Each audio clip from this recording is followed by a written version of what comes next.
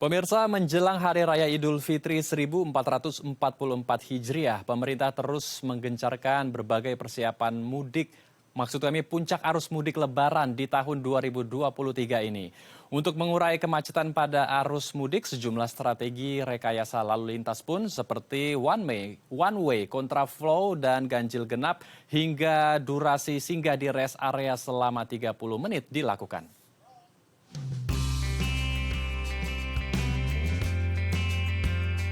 Lebih dari 123 juta orang melakukan mudik pada momen Hari Raya Lebaran tahun 2023. Jumlah pemudik ini meningkat 45% dari tahun 2022 lalu. Pemerintah menyiapkan sejumlah opsi rekayasa lalu lintas untuk meminimalisir kepadatan kendaraan pemudik, seperti kontraflow, one way, hingga sistem ganjil genap di ruas tol untuk mengurai simpul kemacetan. Pemerintah memprediksi titik yang menjadi pusat kepadatan kendaraan berada di Tol Cikopo Palimanan dan penyeberangan Merak Bakauni. Untuk mengurangi penumpukan di tempat peristirahatan, pemudik yang singgah di rest area, waktu singgahnya juga dibatasi hanya 30 menit. Selain kepadatan di ruas jalan tol Trans Jawa, peningkatan kepadatan penumpang juga diprediksi terjadi di ruas tol Bandara Soekarno-Hatta, Tangerang, Banten.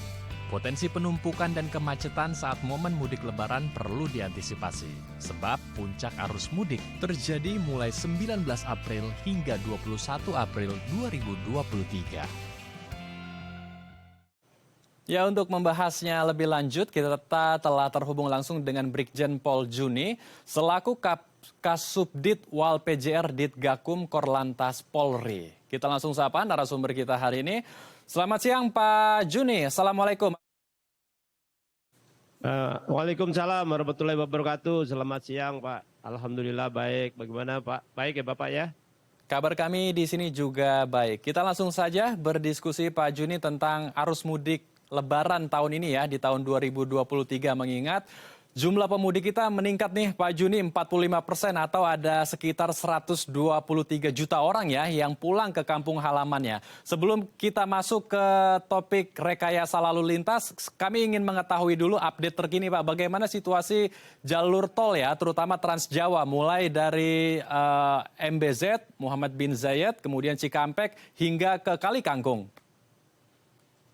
Baik, terima kasih. Perlu kami informasikan bahwa situasi arus lalu lintas mudik dari arah barat, yaitu Jakarta sampai dengan arah timur, sampai saat ini terus meningkat. Dari sejak tanggal 17 sampai saat ini meningkat. Tanggal 17 itu sekitar 62.451 kendaraan yang lewat. Sementara tanggal 18 itu sebanyak 97.741 dan terkini sebanyak kemarin tanggal 19 123 ribu kendaraan yang lewat. Ini artinya bahwa dari hari ke hari arus kendaraan yang mudik dari arah barat ke timur terus mengalami peningkatan. Sehingga kita lakukan berbagai upaya dengan rekayasa lalu lintas. Demikian Pak. Baik, jadi sudah mulai terlihat padat ya di jalur-jalur tol yang menuju arah Trans Jawa. Lalu bagaimana kita masuk ke rekayasa lalu lintas yang sudah dilakukan ya? Karena ada 3 skema, yaitu kontraflow, one way, dan ganjil genap. Kita bahas dari ganjil genapnya dulu Pak. Ini karena banyak orang yang agak sedikit khawatir karena harus mengikuti dengan tanggal sekarang. Kalau platnya ganjil harus sesuai pergi di tanggal ganjil. Begitupun juga yang genap ya.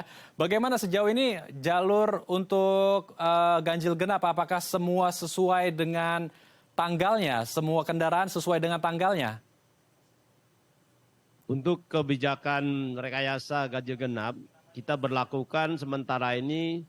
Untuk di jalan tol belum kita berlakukan karena memang kita melihat begitu derasnya arus yang melewati jalan tol sehingga untuk kebijakan ganjil genap kita berlakukan hanya di ruas-ruas jalan arteri menuju ke tempat-tempat wisata maupun tempat-tempat kegiatan masyarakat lainnya.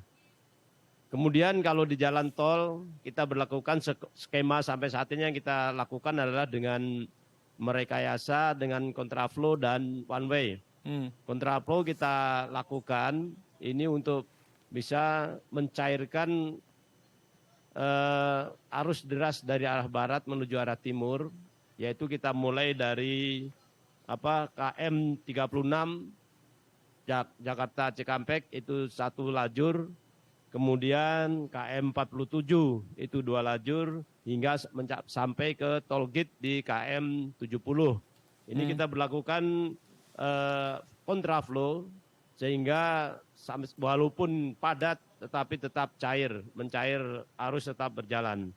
Kemudian dari kilometer 72 hingga 414 di Tolgate Kalikangkung, Semarang, Jawa Tengah, kita berlakukan one way.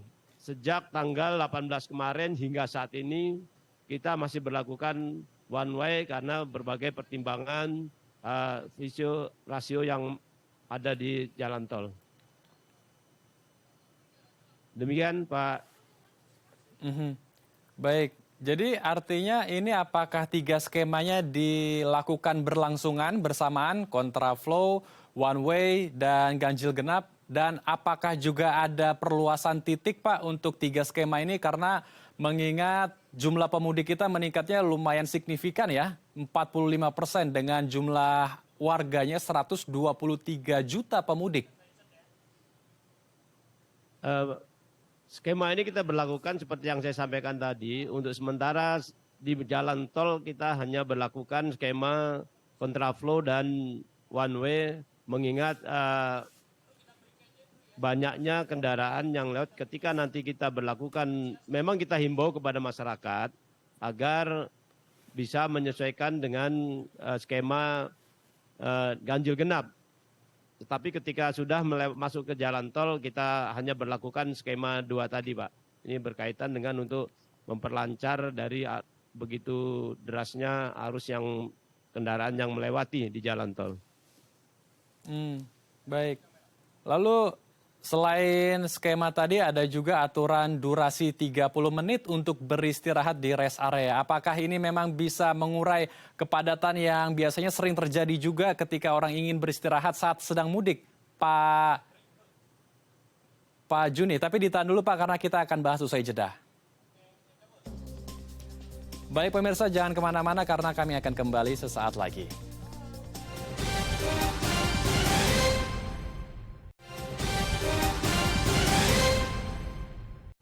Terima kasih pemirsa Anda masih bersama kami di Halo Indonesia. Kita akan melanjutkan perbincangan kita bersama dengan Brigjen Pol Juni selaku Kasubdit Wal PJR Ditgakum Korlantas Polri.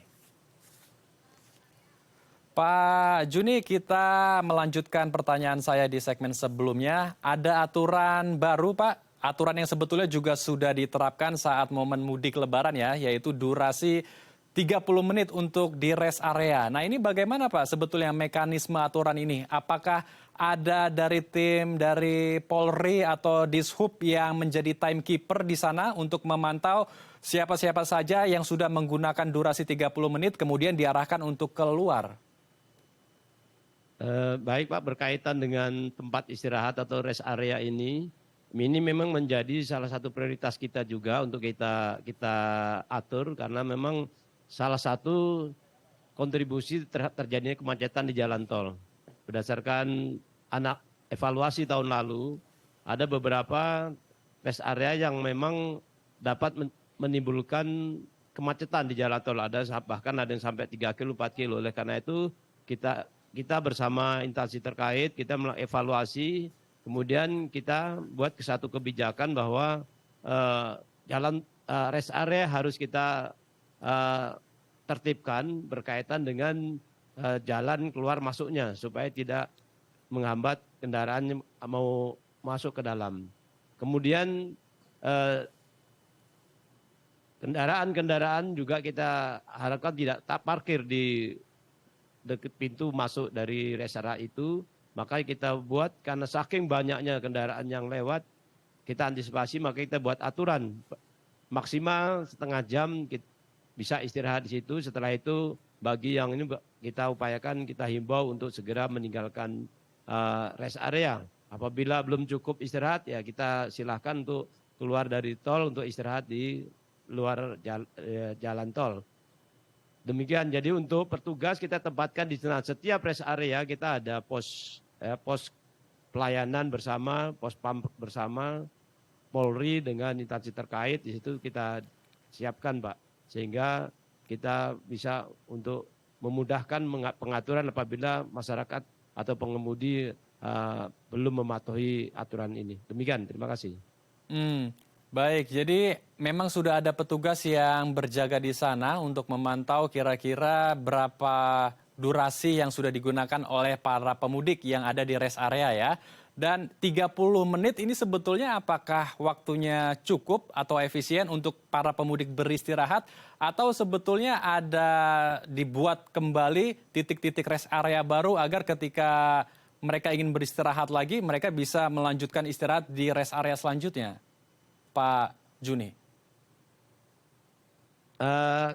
Rest area ini kan setiap 20 km itu ada rest area Pak. Jadi sehingga mungkin menurut sudah berdasarkan kajian kita istirahat setengah jam itu di satu titik rest area dimungkinkan sangat cukup.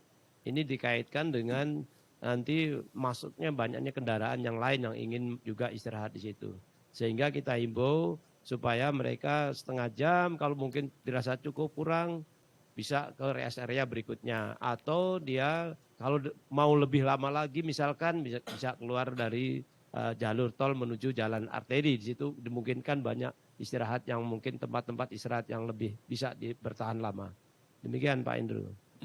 Baik, jadi kalau pemudik ingin beristirahat lebih lama bisa diarahkan keluar jalur tol atau di arteri untuk mereka juga bisa menikmati sajian yang ada di jalan-jalan arteri ya. Mungkin juga bisa meningkatkan sekaligus ya, meningkatkan omset atau pendapatan bagi para pelaku UMKM yang ada di jalur arteri di sana. Nah, membahas sedikit mengenai jalur arteri. Kalau sudah ada kepadatan atau kemacetan yang terjadi di jalur arteri, apakah skema 3 rekayasa lalu lintas juga akan dilakukan, Pak Juni? Mulai dari one way, kemudian kontraflow, dan ganjil genap.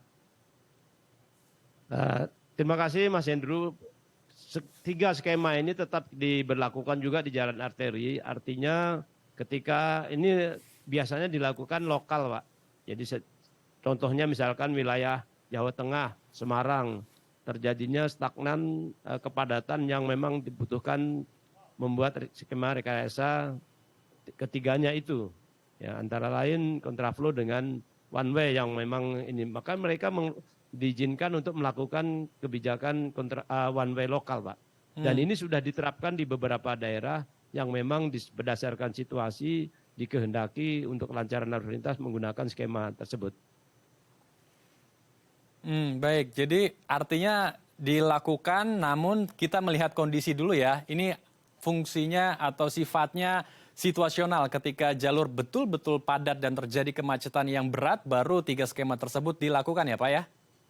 Betul Pak. Jadi kita 3 skema itu memang kita siapkan untuk mencairkan dari kepadatan arus yang terjadi di wilayah itu. Tentunya disesuaikan dengan kondisi situasi saat itu. Kalau memang dibutuhkan kontraflow, hanya kontraflow, lakukan dengan kontraflow. Kalau memang dirasa kontraflow belum cukup, mungkin bisa menggunakan one way. Dan mungkin kalau itu dibatasi lagi juga menggunakan dengan ganjil genap. Demikian Pak.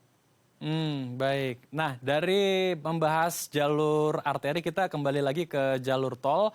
Ini selain di jalur Trans Jawa, tol yang ke arah Pelabuhan Merak juga cukup padat biasanya. Dari sini saja, dari hari ini saja kita juga sudah bisa melihat ada begitu banyak ya terjadi pengantrian di sana.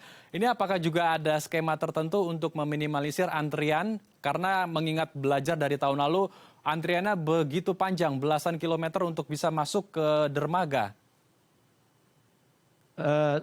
Kebijakan yang dilakukan, yang kita lakukan dengan instansi terkait untuk mengurangi kepadatan di Merak, kita membuka pelabuhan-pelabuhan baru, memanfaatkan pelabuhan yang ada di sekitar Merak itu seperti Pelabuhan Ciwandan, Pelindo, ini kita manfaatkan untuk membantu mendukung menyeberangkan kendaraan. Contoh seperti di Ciwandan itu diperuntukkan untuk kendaraan angkutan kendaraan besar dan sepeda motor. Dan ini sampai saat ini kita rasakan sangat efektif ini untuk tidak terjadinya penumpukan di Pelabuhan Merak sebagaimana yang sering terjadi pada tahun-tahun sebelumnya. Baik, jadi ada pengalihan baru ya ke dermaga yang baru agar tidak terjadi penumpukan di satu dermaga Merak ya Pak ya? Betul Pak. Kita lakukan itu dan sampai saat ini cukup efektif Pak. Kebijakan ini bisa mengurangi kepadatan yang terjadi selama ini di Pelabuhan Merak. Baik. Kita kembali lagi ke jalur tol karena kami belum lama ini mendapatkan informasi bahwa pagi tadi subuh tepatnya terjadi kemacetan Pak di jalur tol yang mau ke arah Cipali ya. Ini kira-kira disebabkan oleh apa Pak? Bisa sampai belasan atau puluhan kilometer? Memang kemacetan itu diakibatnya ada terjadinya kecelakaan lalu lintas Pak. Kecelakaan lalu lintas di Cipali, di tol Cipali. Namun setelah kita bisa tanggulangi, evakuasi, bisa cair kembali untuk kepadatan arus lalu lintas tersebut. Terakhir Pak Juni, apa pesan Bapak untuk masyarakat kita yang ingin melakukan mudik di Hari Raya Idul Fitri ini? Kami menghimbau dari kepolisian kepada saudara-saudara kami, masyarakat yang ingin melaksanakan mudik, agar selalu menjaga kesiapan diri dan kesiapan kendaraan sebelum berangkat. Kalau kendaraan mau kita pakai harus kita cek dulu kesiapannya, kesehatannya, fungsi-fungsi kendaraan tersebut, panel kendaraan supaya dicek betul-betul berfungsi dengan baik. Kemudian cek kesehatan kita sendiri. Kalau kita kurang sehat, saya sarankan untuk tidak melanjutkan perjalanan. Dan ketika nanti sudah melakukan perjalanan, kami mengimbau untuk mengikuti, mematuhi peraturan yang sudah kita siapkan, peraturan yang ada lah, peraturan lalu lintas. Kemudian dengan utamakan keselamatan, bukan mengutamakan kecepatan. Jadi kalau kita ingin selamat sampai tujuan, ya prioritas adalah keselamatan. Ketika kita nanti di perjalanan sudah lelah, ngantuk, jangan dipaksakan. Karena beberapa kejadian laka lantas yang terjadi belakangan ini diakibatkan akibat sopir yang ngantuk. Oleh karena itu, ketika ngantuk, lelah, tidak ada obat lain selain hanya istirahat. Saya kira itu himbauan kami. Mudah-mudahan masyarakat yang akan melakukan mudik semuanya berjalan lancar dan mudah-mudahan selamat sampai dengan tujuan. Terima kasih. Baik, jadi harus mempersiapkan berbagai macam hal ya, mulai dari kesiapan kendaraan, kesiapan kesehatan diri kita sendiri, dan tadi yang disebutkan Pak Juni betul sekali, jangan memprioritaskan kecepatan namun keselamatan. Terima kasih Pak Juni telah berbagi waktu dan informasi bersama kami di Halo Indonesia. Salam sehat Pak Juni, Assalamualaikum. Waalaikumsalam warahmatullahi wabarakatuh. Sama-sama Mas Andrew, semoga sehat selalu, selamat bertugas, sukses untuk Mas Andrew serta kru teman lainnya. Terima kasih. Amin. Terima kasih. Pemirsa, pesantren Darul Falah tak hanya menjadi tempat mendalami ilmu agama, namun juga mengasah keterampilan berwirausaha di bidang pertanian. Seperti apa pesantren ini? Informasinya usai jeda, tetap di Halo Indonesia.